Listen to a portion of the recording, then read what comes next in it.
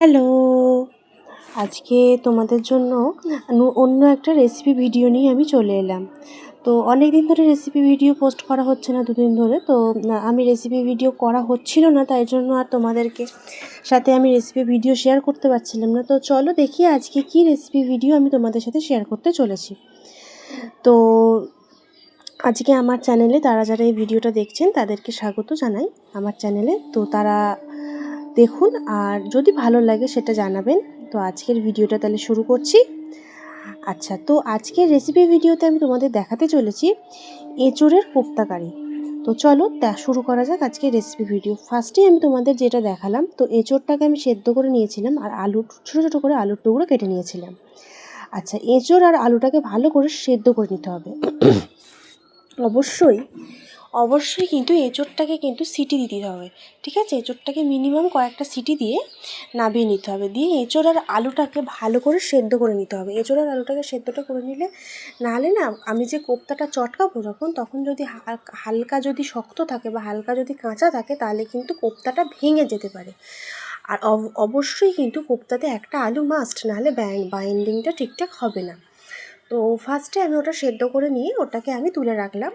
এরপরে ওটাকে ভালো করে চটকে নিয়ে আমি কি করলাম, কড়াই একটু আউটে নেব। কেন কড়াই আউটে নিতে বলছি, কারণ হচ্ছে যারা এঁচোড় খান না তাদের কথা বলছি। এটাতে যদি আপনারা একটু আউটে নিতে পারেন, মানে তোমরা যদি একটু আউটে নিতে পারো, তাহলে এই এঁচোড়ের একটা যে হালকা সেদ্ধ করার যে গন্ধ, সেটা কিন্তু চলে যাবে।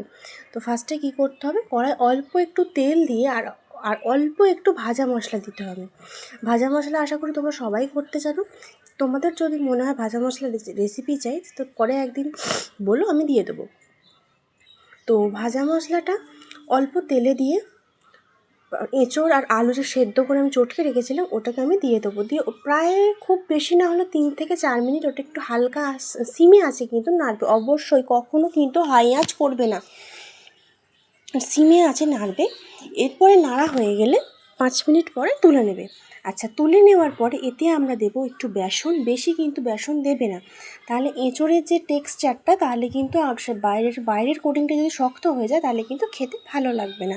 তোমরা দেখতেই পাচ্ছ আমি অল্প পরিমাণে বেসন আর অল্প পরিমাণে একটু চালের গুঁড়ো দিলাম, আর অল্প পরিমাণে একটু আটা দিয়েছি। এই তিনটে অল্প, হয়তো এক চামচ করে তোমরা 3টে দিতে পারো। আচ্ছা, তার সাথে এতে আমি একটু অল্প আদা বাটা দিয়েছিলাম, সেই ক্লিপটা আমি নিতে পারিনি, আমি তোমাদের বলে দিচ্ছি কী কী দিয়েছি। এতে অল্প একটু আদা বাটা দিয়েছি।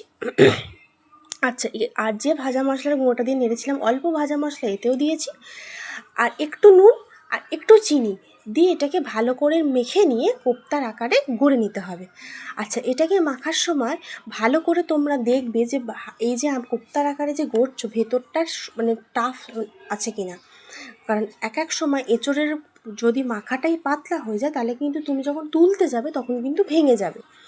সেই জন্যই বলছি, তোমরা যখন মাখবে হাতের আন্দাজ বুঝে নেবে যে কতটা টেক্সচারটা আর একটু পাতলা করতে হবে না আর একটু মোটা করতে হবে। যদি দেখো যে ভালো করে মুঠোটা হচ্ছে না এঁচোড়ের বলের, তখন কিন্তু তোমরা অল্প আরেকটুখানি বেসন বা অল্প একটুখানি, আমার মনে হয় বেসন না দিয়ে অল্প একটুখানি চালের গুঁড়ো দিলেও হয়। কারণ চালের গুঁড়ো দিলে কী হবে, জিনিসটা ক্রিস্পিটাও বেশি হবে।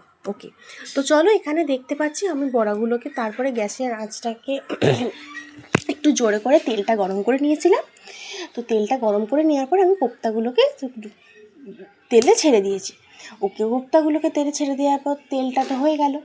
তারপর তেলটা যখন হয়ে গেল, মিনিমাম 5 থেকে 7 মিনিট একটা পিঠ ভাজবে। হালকা করে তুলে দেখবে তোলা যাচ্ছে কি না, তারপরে ওটাকে উল্টে দেবে। আচ্ছা, আর একটা পিঠ ভাজতে গিয়ে একটা পিঠ যেন ভেঙে না যায়, এটা কিন্তু বারবার বলছি, কারণ এঁচোড় তো খুব সফট হয়, তাই জন্য বলছি এঁচোড় যখনই করবে একটু দেখে নেবে যাতে ভেঙে না যায়। আচ্ছা, তো হয়ে গেল, আমি এটাকে তুলে নিলাম, ভাজা হয়ে গেছিলো। খুব সিমে, আর কিন্তু সবসময় বলছি হাই আঁচে ভাজবে, তাহলে ভেতরটা কুক হবে না, সিমে আঁচে ভাজবে।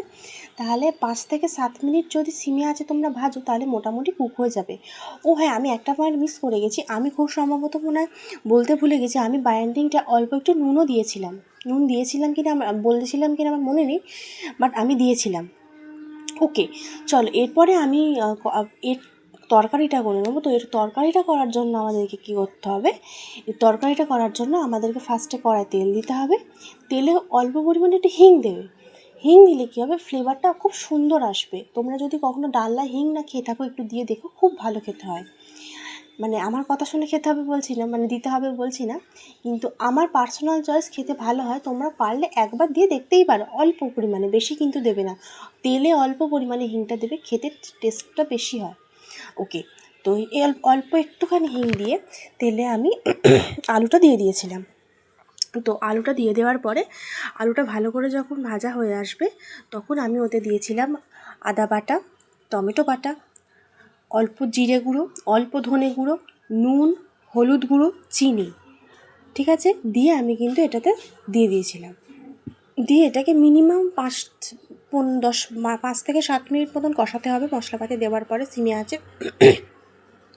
5 থেকে 7 মিনিট মতন কষানোর পরে আমি এটাতে কিন্তু জল দিয়ে দিয়েছিলাম। দেখতেই পেলে তোমরা, আমি জলটা দিয়ে দিয়েছিলাম। তারপর আমি যখন ঢাকনাটা খুলেছি, তখন দেখলাম আলুটা সেদ্ধ হয়ে গেছে। এরপরে কিন্তু আমি সেকেন্ড স্টেপে কিন্তু আমি বড়াটা দেবো, কারণ প্রথমে কিন্তু তোমরা কেউ জল দিয়ে দেওয়ার পরই বড়াটা দেবে না, কারণ বড়াটা যদি জল দিয়ে দেওয়ার পরে দিয়ে দাও, তাহলে কিন্তু ওটা ভেঙে যাবে, ঠিক আছে। তো ঠিক আছে, এটা হয়ে গেল। তো তরকারিটা এখানে আমার হয়ে এসছে, আলুটা দেখলাম সেদ্ধ হয়ে গেছে। এই যে ঝোলটা দেখছো, এই ঝোলটা কিন্তু 5 মিনিট পর আর থাকবে না।